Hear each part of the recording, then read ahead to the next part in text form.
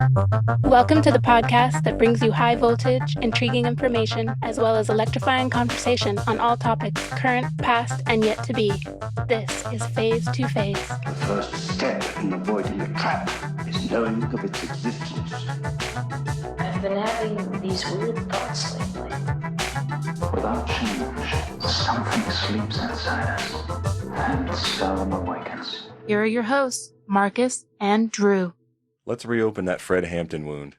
Oh, that scab? Yeah. That one under here that has the healing going on. Yeah, we're gonna rip that off and We're we're gonna just gonna that? pour some alcohol and Jesus. lime juice in it. Oh, that's good, Salt. but I feel like that's gonna hurt a lot. Like a lot.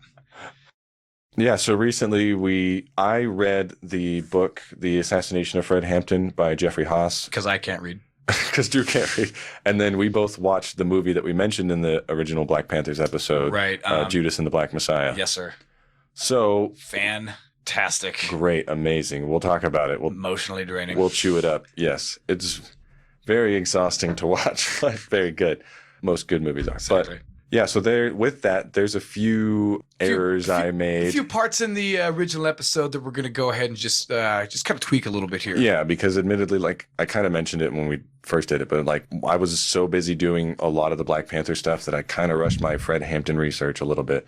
With that, now that It's minor things, though, yeah. Yeah, nothing huge. It's not like, oh, well, Evidently, he lived and pulled through for another 4 decades. God, if only.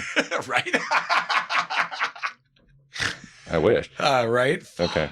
Yeah, just a couple quick things on the book. So it was written by the lawyer that took up the case of the victims of the December 4th raid. I really liked it. It was dramatic and not dry at all, which was kind of surprising because it was written by a lawyer.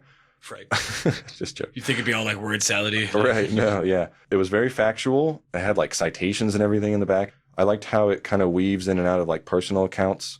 Like, because like, he tells his story a little bit, how it is interwoven in between like all the struggles of all these other people were going through. And then like he talks about other cases he was working on that are related. Like the Panther scene. Like, Yeah.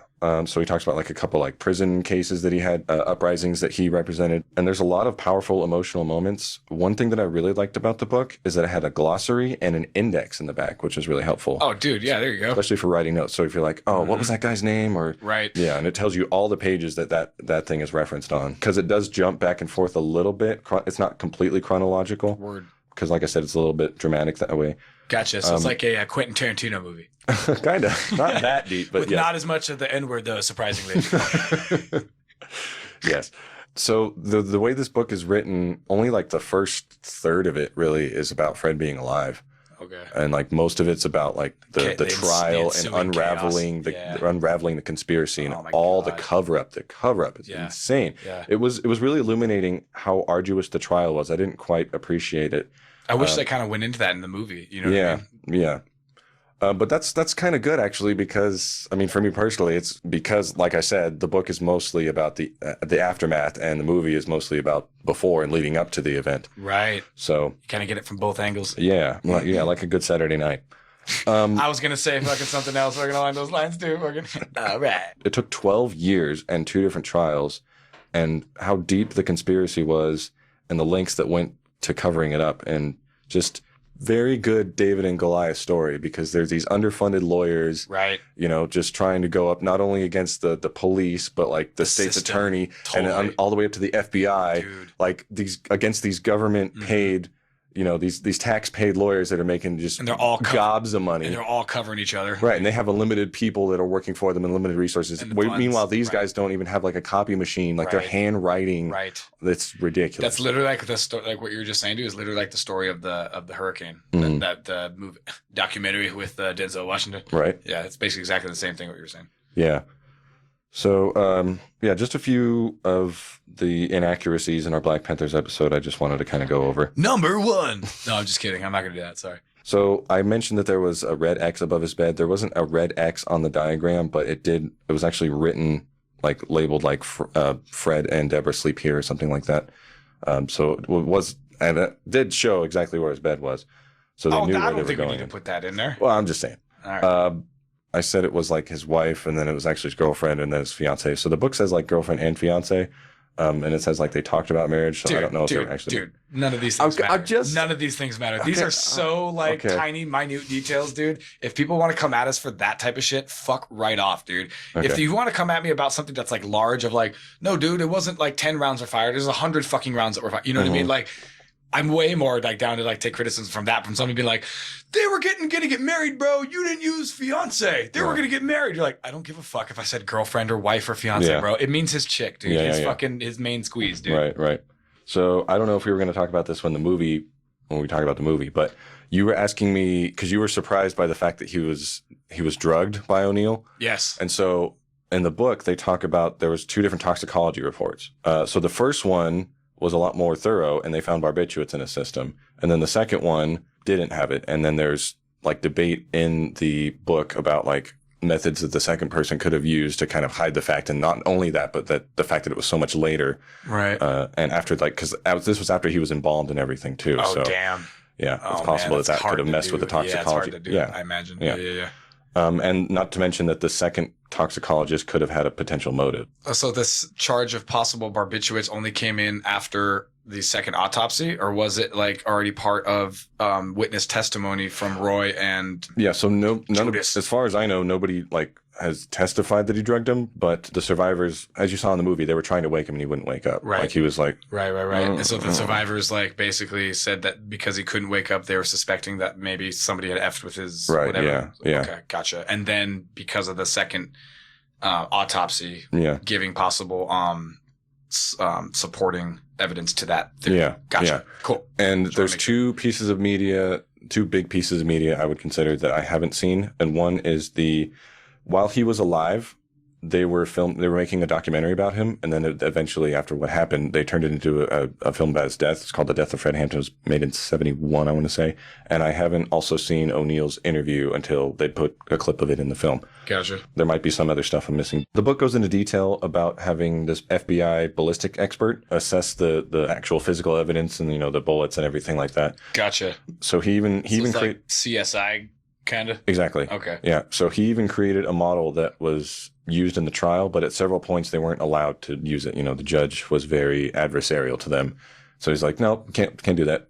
Like, interesting. You can only use it in certain parts of the trial? Mm-hmm. Interesting. Like you couldn't use it to cross-examine certain witnesses, presumably? Yeah. Like, so they just got so railroaded so hard. Just like the jury was not allowed to see. Like they moved the jury in and out of the courtroom so many GD times. It was ridiculous. Dang. Yeah. Why? It's like, they don't need to know this. That's not relevant. Why would you even bring it? Why would you even bring any kind of evidence up? The judge was very, very biased against them.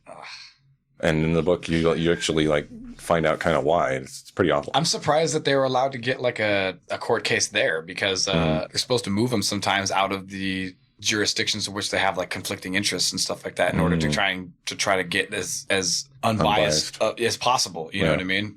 Because if everybody in the local area is corrupt as F. Yeah, dude. Like the jury selection, the judge himself, like there were so many things that were stacked against them on this case. So the physical evidence suggests that one shot was fired into the front door to begin, followed by another one as the door opened, and then Mark Clark's shotgun went off through the door at an upward angle as he was falling down. And that was the only shot by the Panthers.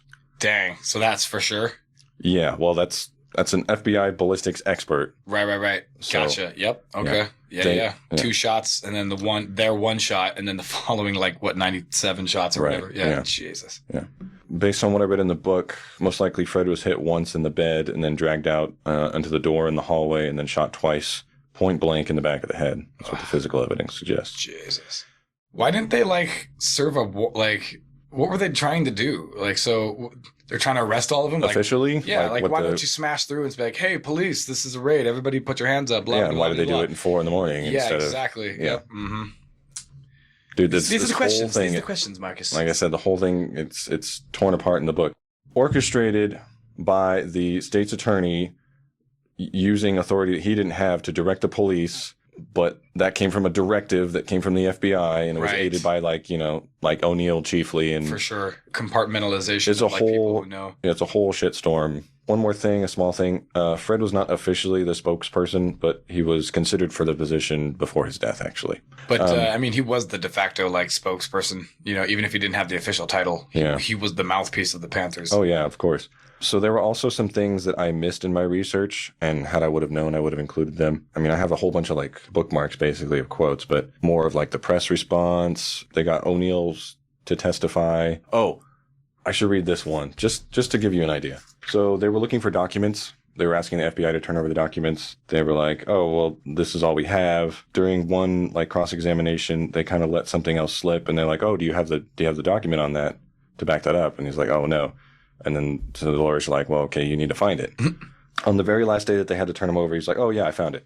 And then so that's kind of what we're picking up. Maybe, just maybe, the FBI was going to come clean. I alerted the media, and they were present with sketch pads in hand. 20 minutes later, both doors at the rear of the court swung open. I heard the rattle of wheels rolling down the corridor outside. A gray cart emerged through the doorway, pushed by Assistant U.S. Attorney Kwaka. Its 2 shelves were packed with black-bound notebooks. There was more rattling from the hallway, and Christenberry entered pushing an identical cart, followed by Cantor wheeling a third one. The procession continued down the aisle of the courtroom, past the spectator benches, past the attorneys' tables, and came to rest at the podium before the judge. Cantor stood next to the carts, looking up at Perry like a disobedient puppy, who's the judge.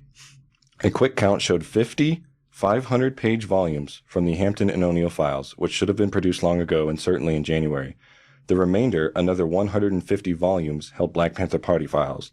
The parts of those relating to our clients were supposed to have been produced. They barely got anything when they first turned over documents. Right. And it was all, like, redacted. Word. Yeah. Black 3 carts, 50 500-page volumes. Yeah. And no time to go through it because we're literally in the middle of trial. Exactly. With the press staring at him and withheld evidence before him, Perry repeated that these were documents that he had previously ordered produced. Flint said it would take us 6 months to read and catalog the material after the FBI copied and excised it, not to mention another several weeks asking the FBI defendants in depositions if they had read or authored the reports, which obviously they didn't have the evidence, so they couldn't ask the right questions. Right. Flint walked to the podium. Your Honor, we want to file a motion for sanctions and contempt against the federal defendants and their lawyers for deliberately concealing this evidence and for violations of the discovery rules. We also want to question Cantor on his role in keeping the documents secret. Perry looked befuddled for a moment, sifting through the papers on his desk as if the answer were there. Then suddenly he regained his composure and declared, it was a mistake. Negligence on part of the FBI. Dude. Yeah.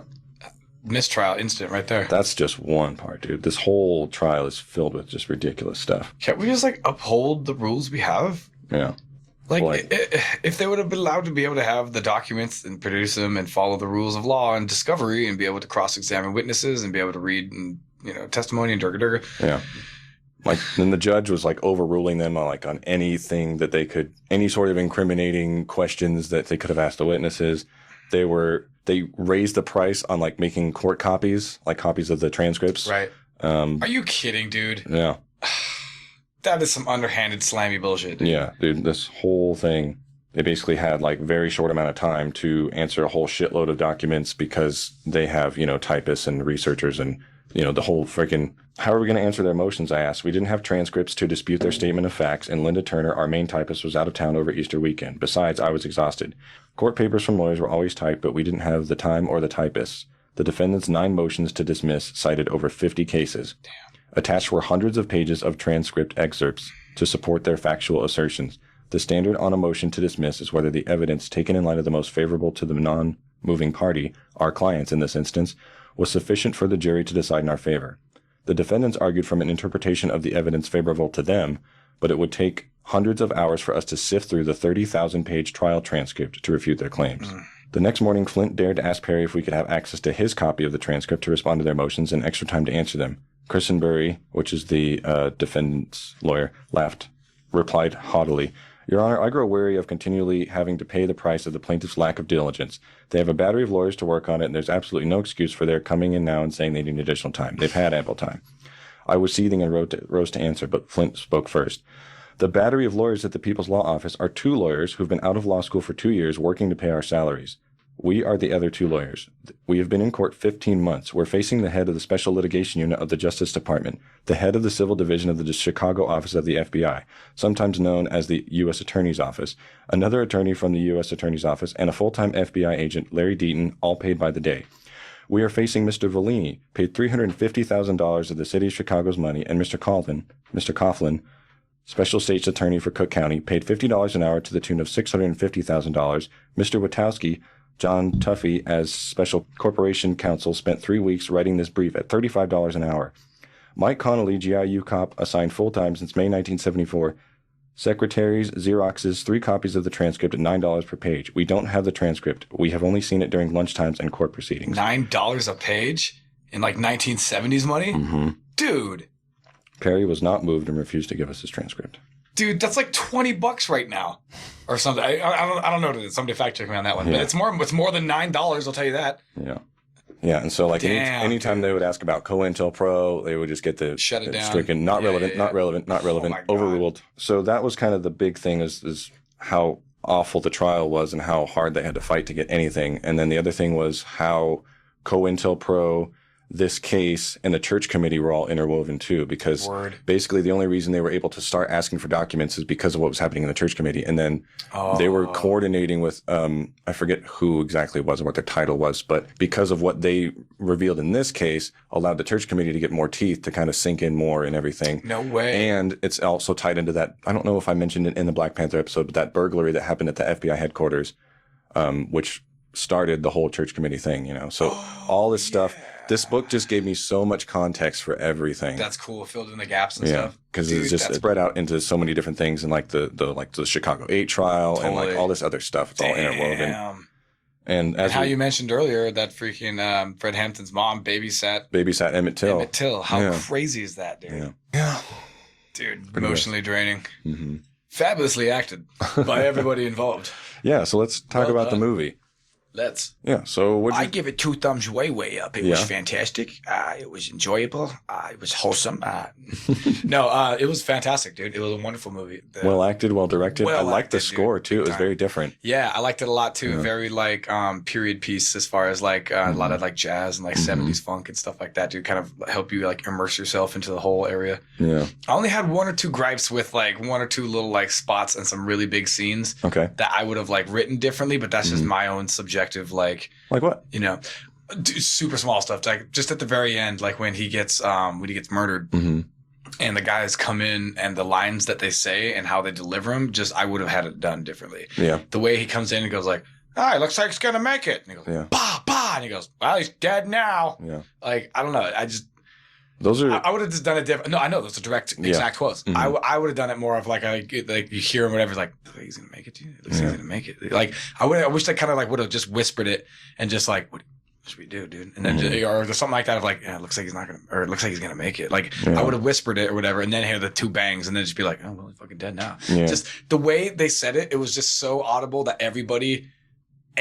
people in the other room would have heard that. And I just feel like it would have been more realistic if the 2 or 3 guys that were in the room when it happened or whatever were just kind of like having that like kind of like quiet talk amongst themselves that people in the other room definitely heard, 100% heard, but just, you know, it's just really little shit or whatever, dude. And just for me, it's more realistic. It's just like, oh man, he's gotta make it. No, I actually had the same feeling. Yeah, so I was just like, it would have just made more, because if you whisper, it's more fucked up because they know it's wrong. Right. So instead of them just being so blatantly like, oh, gosh, you're dead now, whatever, which I don't necessarily doubt that maybe it happened that way. I just, for the dramatic effect. Clearly, they didn't care. I would have, I would have had them done that way of like whispering it, because like, fuck, they don't want people to know that they're about to fucking smoke this dude right now. Right. You know what I mean? Instead of just being like, oh, good, you know, like. And just like a handful of like other like little things, but it was really good. Again, like I just have 1 or 2 questions about like the accuracy of a couple of things. Like when they had the confrontation with the police out front of the headquarters, and this drunk asshole is like on the megaphone just talking shit, and then for some reason the Panthers decide to like open the guns and or open the windows and show the point the guns out the window. You're like, dude, what'd you think was gonna happen, dude? And the cops are like, oh, gun, fucking, you know, and start fucking lighting them up. Sniper on the roof! Oh my god! Like, duh, what'd you think fuck was gonna happen? These trigger happy dudes are freaking all down there. You know what I mean? Yeah. And then the thing that happens after that, where the cops after arresting all the people and like shooting them basically, and not killing them, but like, you know, wounding them, Throw and a like, little bomb in there, light a throw fire, like a little whatever. fucking firebomb in there and blow out the whole fucking building. Like, I don't necessarily doubt that type of shit happened, because I mean, I know that there are people that know how to do that type of shit and do it like quote unquote safely. Right. And what I mean by that is like blow out the whole like inside without destroying like the structure. Yeah. You know what I mean? And just like destroy all the things inside, so you can't live in it. So you need to like condemn it and durga. Yeah. So in the book, there's actually a photo of an aftermath of one of the raids. I'm not sure. I'm not too familiar with that particular event that they portrayed in the movie, but I know that looks like a fire to me, bro. Yeah, there were a few raids on the headquarters. Damn. Because, like, to me, it's like, bro, why would you do that? Like, are you that confident that this fire is going to be controllable to only burn out these rowdy cunts here at the Black Panther party? Really? Like, you don't think that's going to like spread to the fucking liquor store next door or whatever, dude? And you made a good point, dude, when you were like, well, I don't really give a fuck about this neighborhood, bro. No, you know what I mean? So, hey, and man. They're angry because, you know, some of their own died, which is like, Right. oh, well, how do you You're think a cop we feel? killer. Yeah, but, good call. Yeah, man. I mean, it's just that whole thing. As ugly as that is to me, dude, I'm sure that's that type of shit happened, dude. You know well, what I it's mean? the whole thing that happened with Eldridge Cleaver and Bobby Hutton. You know, where they got shot up. Yeah, because I mean, they were angry after Dr. King, and then like they went after the cops, and right, the police like, station or whatever. Yeah. Dude. Yeah, I mean, the way that you have to approach these situations, it's so delicate because it can turn sour so quick. Yeah, you know, big time, dude. I mean, they even show that in the movie with Jimmy, Jimmy and his brother. Yeah, Jimmy Winnes. Yeah, freaking yeah. He goes in when some cops are hassling some freaking people that he knows, and he just basically goes in and like shoots them basically, and they fucking light him up, dude, and like put him in the hospital, and then. By all accounts, or at least in the movie, and what you were saying before, some of the research you were doing, they probably killed they probably like, you know, moved him when they moved him to the hospital, other part of the hospital, quote unquote, and they probably killed him. Yeah. And then, that was the other part of the movie too that I was thinking was like bizarre, was when I think it was his brother Jake goes to like ask the dude at the hospital who works there freaking what's up, and like, you know, get some information on him and stuff like that, and see if they actually did kill him. And he react because he's like panicky and not thinking clearly and blah blah blah. First of all, when his brother when Jake hears the news of his brother's death, he's with the Panthers, right? And he freaks out and like leaves and like runs off, and nobody follows him, dude. Nobody is like, well, we should probably go and make sure that he doesn't go do something stupid since he just found out his brother was murdered, dude. Right. So besides that was lame. And then when he goes to shows and confront the dude at the hospital, who cleans up and stuff and freaking to get the information, and he's like all panicked and like flustered, and like, he like, you know, the guy just like, I don't have anything to do with you. I'm going to call the police, and calls up the cops, and the gun falls out. A big ass gun falls out. And so as soon as he gives that descriptor to the cops, and he hears all of this, dude, now granted, this is just in the movie, but he hears all of it, and then he just goes off on the run. And then the next scene is him like in a shootout with the cops. And I'm like, dude, after that, dude, instantly, dude, all you needed to like, you had a easily like 2-minute window where you could have thrown this gun into this industrial park where this guy lived.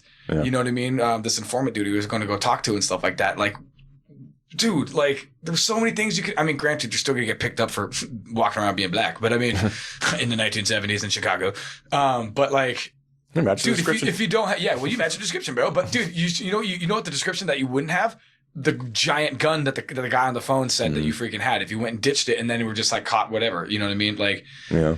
Instead, you started like shoot out with the cops, and there's that one scene where he shoots the cop from like a ways away, and he's already like been shot and injured, and he takes the time to like go over to the cop to execute him. You're like, what are you doing, dude? Yeah. Like, get the fuck out of there. Like, well, I guess it's just heat of the moment type of shit. Totally. I mean, I don't know. I've never been in that situation, so I don't know. I mean, I'm not. There was a few things, in the movie that I'm not familiar with that I was wondering about the accuracy of too. Because it's like, I don't necessarily, because I think all these people like died for sure. I mean, I don't think they would be that inaccurate or whatever. I just, and I mean, I did ways notice they did it didn't seem realistic to me. And if I was going to dramatize it, I would just do it differently. That's all. I did notice in the credits that they took the time to write out some of like the sources that they had. I like so that. I would think that it's fairly accurate. Yeah, I like that. So like just while we're on the topic, one of the things I wasn't familiar with that I wanted clarification on is George Sams. Oh, the whole informant, because I don't think I came across that, but I mean, it's just a tale as old as time. I mean, maybe I did and I just tuned it out or whatever, but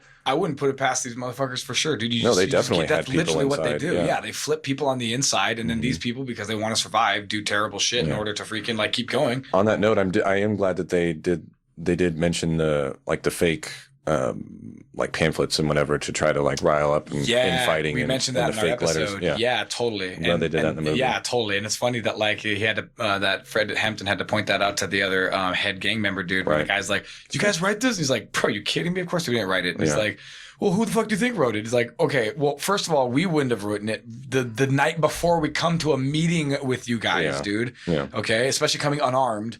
You know what I mean? And he's like, bro, think about it. It's the cops and stuff like that. And then after he convinces them, like, okay, maybe it was. And he's like, they're on their way to leaving or whatever. They're talking amongst themselves. They're like, bro, we have a rat. Yeah. Because freaking how did they know one day ahead of time that we were going to meet this gang or whatever, dude? And then have the time to prepare these like pamphlets and then litter them in the front street the night before we go freaking, and talk to them or whatever. So clearly there's some information getting leaked somewhere. I liked how, and again, I don't know how like historically accurate this was, but how they portrayed the FBI agent Roy Mitchell when it finally gets pushed by members at the top, when the call comes down, rather, to kill him or whatever. And he's like super confused, going like, well, but he's going to jail. Like, isn't that what we want? Yeah. And the people at the top are like, well, we're not trying to make a martyr out of this guy. We're not trying to have him have a #1 book deal come out of this. Yeah. And that's kind of when he realizes, like when he actually talks about the informant, when he finds out about George Sams, and he's like basically like explaining the story to him of what happened or whatever. And he's like, oh yeah, the guy who he said is an informant that they killed?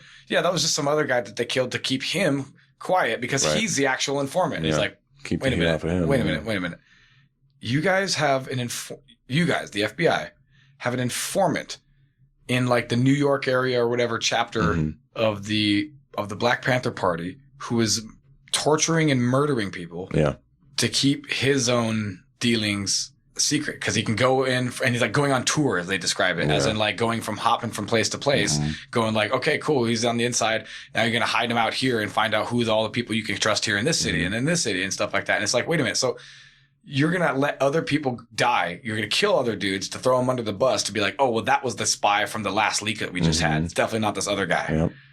Dude, and he's having and the FBI agents are going like, whoa, like, what is going on here? And it was just like eerily similar to, I remember all those like scandalous stuff that was happening in the FBI in the post like 9/11 war on terror era, where they were just like doing all these fake terror plots and setting all these like people up, where they were picking people who were like not all there, and like radicalizing them, giving them material, giving them freaking plans, and then giving them like ability, like literally they're like growing terrorists basically, so that they can bust them, so that they can like, I don't know, I guess justify their budgets or their authority or their narrative or their little freaking, crusade on terror. Yeah. So, that was really eye opening of like, God damn, dude, like how that must have like felt of like thinking that you're doing stuff because like, yeah, this guy's rowdy and like, he's pretty violent and stuff like that. And he's definitely said some stuff that's like, people could interpret as like super violent, but he messed up and he's going to go to jail. Like, okay, no big deal. And there's like, no, we're just going to like kill him. You're like, well, that's not what we do. Or is it? Is that what we do here? You know what I mean? One other thing that I did like is that they had that scene, even though it was just the one scene or whatever, but they did have that scene where I think it was O'Neill. Yeah. He was like eyeing up that girl and like trying to pick her up. And then like Fred was like, hey, fucking stop that. Yeah, he's like, on two reasons. Because one, that stuff definitely did happen in the Panthers, because obviously they had to they elevated women to a lot more than they were in most societies at the time. Word. But then there was also like a lot of like typical thing that you would unfortunately expect to happen, especially in that time of the men taking advantage and all that. So that they actually showed that did happen, and then also that Fred was very against that. He was the voice of the women in the Panthers because. Well, it seemed like in the movie, at least, he wanted everybody to look at each other as like fellow soldiers, basically, and it's like, look, bro, like, I know you're trying to get laid right now, and that's nice, but we're also trying to free the fucking people, if you don't mind. You know what I mean? Yeah. So he kind of chastises him for it and gives him fucking push-ups or whatever. And he's like, what's going on here? It's like, you don't have any discipline, dog. Yeah. That guy who gave him the drugs, the nameless guy at the bar. Right. Was that the other guy from Get Out? The TSA agent? Oh, totally. I think it was. I think it was too, huh? Yeah, okay. Damn, I think if it was, he did a really good job, dude. Yeah. Yeah, he did a fantastic job. Yeah, I thought that was kind of cool because Daniel Kaluuya was playing the lead, obviously, and so he's like, "That's his buddy." Dude, that's the best way to slide him in there. Dude, that's the best way Incognito. to like, dude, in that movie, in that scene rather, is the best way to deal with like when an informant doesn't know what the fuck they're doing, and you have to like kind of like maintain that because he's like goes up to him and he tells him all this shit or whatever. Right. Like, what are you talking about, dude? Fucking this thing and that thing. Fucking, you know, who are you? Who are you working for? He's like, oh. I'm sorry. You must be the wrong guy. Forgive me. I'm drunk. Fucking don't listen to me or whatever. And just like tries to like casually walk away and just like fucking idiot. Like, oh, I'm sorry. I must have the wrong guy. I better get you. Bro, that scene, O'Neill, the informant, is trying to get Bobby Hutton and Fred Hampton. He's trying to give him like C4 basically. Bobby Rush, yeah. Or I'm sorry. Did I say Hutton? Yeah. I'm sorry. My bad. There's also a Bobby Lee, his name is like Robert Lee. Oh, that's hilarious. And this like, anyway. That's all a bunch of, all these Bobbies. Yeah. Popular name back then. Trying to convince, I mean, it's a fun name to say. Bobby. His name is Ricky Bobby. He has 2 first names. Yeah.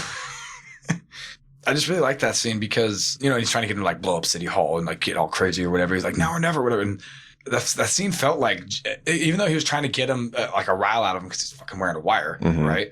I feel like that was like a genuine thing for him where he was like, look, dude, this is the end war, point. Like, do you actually believe the things that you're trying to say, dude? Or are you just a fucking mouthpiece, dude? Right. Like, I felt like he wanted to believe in Fred, but then when he was like, well, look, dude, like, you know, we got to walk it up a little bit. And he's like, no, bro, 2 seconds ago, you said fucking total satisfaction, dude, which meant like, you kill a cop, you get a little bit of satisfaction, kill more, you get more satisfaction. I'm not going to stop till I get total satisfaction or whatever, right? I'm really, and he's like, dude, I didn't mean that. That's not what I meant, dude. Like, you know what I mean? Which, I mean, granted, I don't know if that's really what he meant historically because, that he didn't mean that necessarily or whatever, because it's like, if you say certain things, it's kind of hard to interpret them not other ways than that. But well, we had a whole crisis just a few months ago about that whole thing. So, I don't know what you're talking about, dude. But I think that was like fantastic, dude, because there's been a couple moments in my life, bro, where people have been saying things, people that are even close to me. And I pushed back on it so fucking hard, dude. Within like, I mean, still trying to be polite and like, you know, civil and shit like that, you know what I mean? But as hard as I can within those confines, yes. And obviously sometimes not being successful at containing those confines. But where people say things, dude, certain things, because it's fine now and popular and okay to say certain things, not okay to say the opposite of that thing in the same like logistical sense. And so I hear people saying sometimes making gross generalizations and oversimplifications of certain things. And I like push back on it and then sometimes those people will be like, well, that's not like what I meant or whatever. And then like get all upset with me that like I'm taking issue on like a minutia of like a detail that they have mentioned or whatever. I'm like, well, it's a big it matters because it's a small deal to them, but it's a big deal to you. It matters, dude. It's just like, bro, you might think you know what you're talking about or what you mean, but everybody else around you, dude, is interpreting it differently. Right. Sometimes when I push back, it's in like a public place because we happen to be getting into a conversation. The other person doesn't want to like talk quietly. So I'm like, oh, well, I guess we're going to have this conversation here. Like, so I'm not going to shy away from it. You know what I mean? I'm not going to try to be a dick and I'm not going to try to seek out those conversations. You're not trying to make a scene. No, not at all. We're going to talk about this. Yeah. Hey, man, if you decide you want to continue this conversation, if we're at this fucking table at this restaurant, that's fine. Like, I'm totally fine for that. And afterward, I've literally had people that were listening to the conversation independently come up to me and be like, hey, dude, I'm really glad that you said that because I actually agree with a lot of the things the other guy said, but the way he said it is dangerous, basically. It literally causes people to think something different. And then there will be pushback or whatever against it, thereby creating more of that problem that you initially tried to seek. It's a self-defeating fucking purpose, dude. And so I just really felt that way. Basically, like, here was this guy who was going like, all right, let's do it. Let's do it. Let's do the thing you said. And then the other guy going like, I didn't fucking say that. Dude. Right.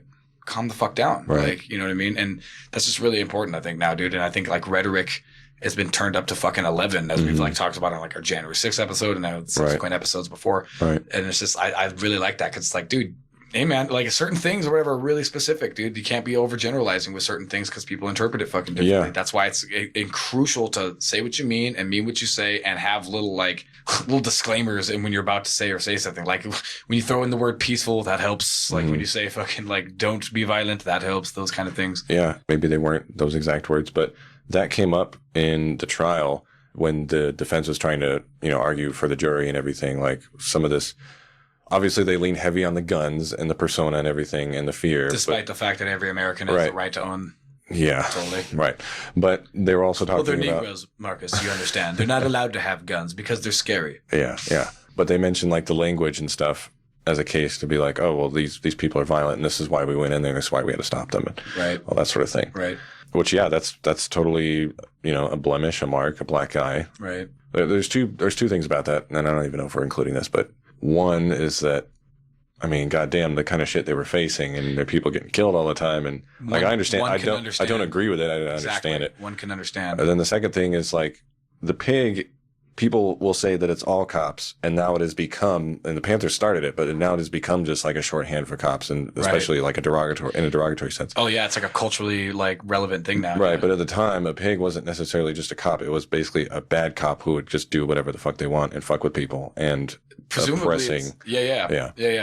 And it wasn't even necessarily just cops. It could be pretty much anybody who's in that system. I wonder if it was like Animal that. Farm related.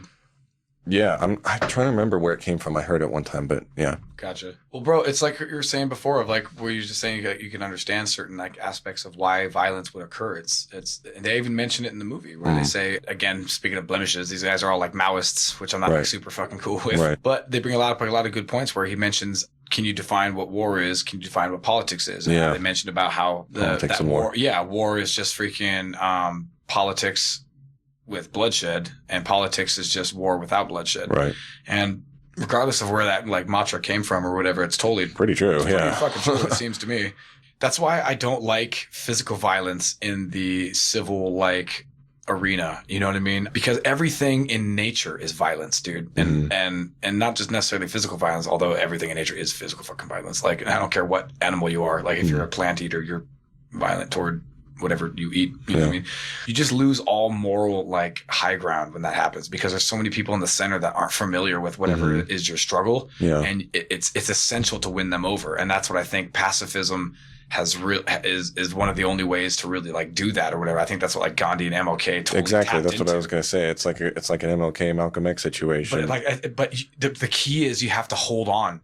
You have to hold on while you're just getting the boot smashed into your face and everybody watches, dude. Yeah, but because once you pick up that gun or whatever, then they get to go, oh, look, he's violent. Look, he's violent. Even though you're like, well, dude, look at the last 8 times you hit me in the face. Defending my fucking self. Yeah, exactly, dude. But like, because people just tuned in because they're not familiar with their struggle, like I mentioned earlier or whatever, they just see you picking up the gun. Right. Because context matters. Again, it's like when somebody turns on a video and you see something and they're like, oh my God, that's fucked up. But then if you watch like 5 minutes before that or after that, you might be like, oh, actually, that's totally justified, or whatever, you know what I mean, or vice versa. Yeah, yeah. But I mean, there's people in the party that think that nonviolence has failed them, and it hasn't really gotten them anywhere. And it's tough, man. 100%, because the Panthers are operating in this gray area, and everybody has an opinion, obviously, and so people might join the party for one thing or another, and what one person does in the group doesn't necessarily represent the whole group. 100%, dude.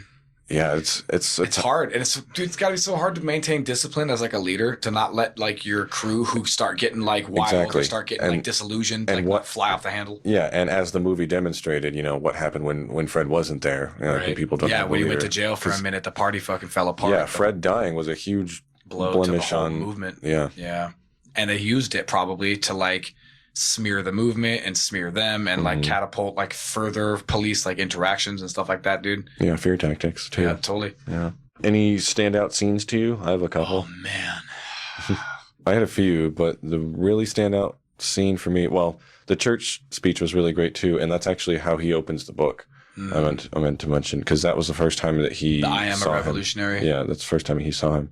I did like that they put the Rainbow Coalition in there, the hot wiring scene. That was pretty tense. Yeah, that was insane. Oh my God, right? And he's trying to like front to the dudes, and he's like, well then, how come you have keys to a car? Which is hilarious, because remember I mentioned that after he's like, well, I hot wired it. I'm like, bro, aren't your keys in the ignition right now? And these people are sitting in your car right now. He totally pulled it off. It was like, well, bro, I can't pick up a honey in a fucking hot wired car. What am I gonna do? Slap a fucking flathead screwdriver in the damn ignition? He starts laughing to himself. I'm like, good line, bro. Like, fucking saved his ass. Oh, sweating bullets, homie. Yeah. The scene that stood out the most for me actually was the scene with Deborah's poem. Oh. Yeah. Oh, how hilarious when like she's like halfway through reading it and he starts like commenting on it. She's like, motherfucker, are you straight up like are you really interrupting me during my fucking like this is like an emotional moment for me, okay? I'm trying to have a moment here. Yeah. Do you mind? because that's me, dude. Like Yeah. if my chick was totally trying to have like a real moment, I'd be like, "What's up?" Trying to be all like, whatever. She'd be like, "Can you not do that right now?" And I like the way they did that because she, even though Fred is the subject, I feel like she's actually the soul of the movie. Totally, yeah. And Another I feel like stellar performance from her too. Yeah. Good God. yeah, because you're right. I mean, not a lot of people talk about her in this. And She her was an role in this integral whole part of the thing. movie. Yeah, Yeah. a lot of movies they sideline, all kinds of people that are like historically relevant or whatever. Yeah. Sometimes just goes like, well, this is really about them. It's like, well, but it's about all of them, isn't it? Technically, kind of. Yeah. Yeah, but that scene was, oh God, it really got to me. Dude, the scene there. It's like, do you regret it? And then she's like, The scene where they're in Oh. jail too, dude, and like he's like trying to walk back, and he's like passing notes to people because he's trying to like start like a revolution inside start to open people's minds or whatever inside, and freaking they like get wind of it or whatever, so they like kind of like cops kind of like set him up a little bit, and he starts like fighting back basically, and they just like beat the shit out of him basically, and you're just like, oh my God, like that's totally how it would be. There's no like oversight in like the jail systems or whatever. It'd be like Shawshank Redemption up in this motherfucker. yeah, they're intercepting his mail and yeah. Yep. Everyone was amazing. Mm-hmm. But the gentleman who played, the actor Lakeith Stanfield, good God, the guy who played freaking O'Neill. Yeah, There were so many scenes where you're just like, bro, you look like you're about to collapse as a human being. right. This morality on your shoulders is weighing super heavily, clearly. Like, dude, the scene where right before he like is reported to like have poison and drug Fred Hampton, when he's like asking him if he needs like a top off of his drink, he can like barely get the words out, dude. He can't Which hold don't it get me together. wrong, dude. If a dude who looks like that is just like, yeah, I'm just gonna go hang out, dude. Just gonna go get a drink. You want a drink, dude? Like, dude, come on. That's a problem. Dude. Red flag. That is a dude trying to like subconsciously reach out and be Crying like, for help. bro, find me out, dude. Like, help me. Like, I can't do this anymore. I gotta go one way or the other, dude. And I'm only coming to put this in your drink because this is the one. If you end up finding me, that's cool too. Like, just I want this to be over. Yeah. I mean, I don't know if that was like Hollywood played up for that dramatic effect, but So powerful. yeah, it was a great scene. But what my point was that like just from reading the book, I mean, I don't know what to make of him, but it seemed like he felt fine doing what he was doing for whatever reason. Yeah, I don't know how he justified it to himself or whatever, but I kind of. but then at the end, if he goes and commits suicide, obviously there's something that caught up with him For sure. because he gave that interview like right before like a month or two. Then evidently like the night that it aired, presumably he watched it and then Right.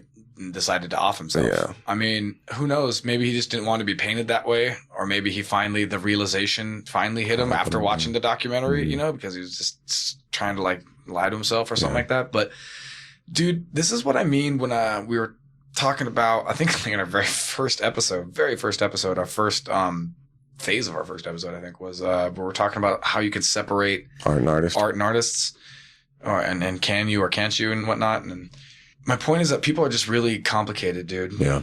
And it's hilarious to me that people can judge other people, and I do it myself, bro. It's hilarious that people can like judge on such a small amount of. Just from an action. Yeah, dude. You know what I One mean? single action defines an dude. entire person. Yeah, dude. And it sucks because sometimes some of those actions are super like despicable. You know what I mean? But dude, life is so crazy, dude. You just don't know, man. When you're in it, dude, like there's so many different things. And to be honest, dude, some of the things that Roy Mitchell, dude, the FBI guy, freaking, at least in the movie, said about the Panthers, from a lot of aspects is true, dude. You know what I mean? Like, granted, I think it was a gross overgeneralization when he was like, see, they're just like the Klan. And I was just like, oh, well, they're not just like the Klan. I mean, there's a couple of differences that I could probably point out. Yeah. He probably fucking saw all the things that was happening and was like, look, dude, there's probably a lot of good shit that Fred Hampton can or will do. Mm-hmm.